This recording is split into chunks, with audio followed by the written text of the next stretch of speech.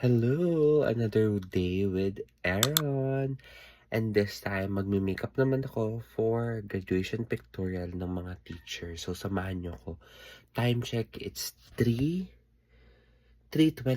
in the morning. And today is May 17. Ang cute ng aking makeup brush bag. Yes, and I bought it here on TikTok. And then, alis na ako siguro mga 4:30ish in the morning. And let's get ready. Ito na lang ilaw yung ipapak ko and then I'm good. Hello! And this is my outfit. Of course, yung aking uniform. Device Cosmetics or duet na shirt. And then pantalon lang na white pants, shoes. And then in a few minutes aalis na ako. Of course, naka-e-bike lang ako kasi dyan lang ako nearby Mamatid, Cabuyao.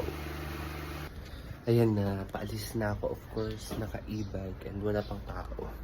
So, tara na kasi parang baka mag-intay yung client and yung hairstylist ko.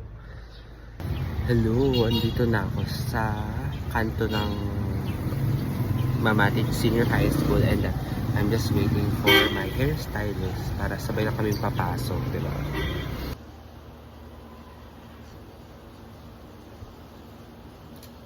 Yeah.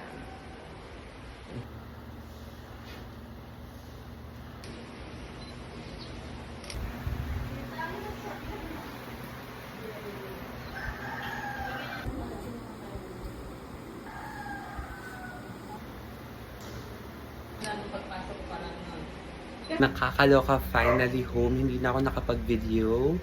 But I'm so thankful kasi may nagpaayos na naman sa atin.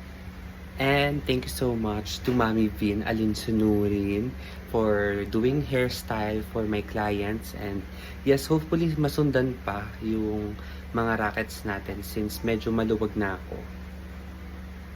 Anyways, thank you so much for watching. Bye!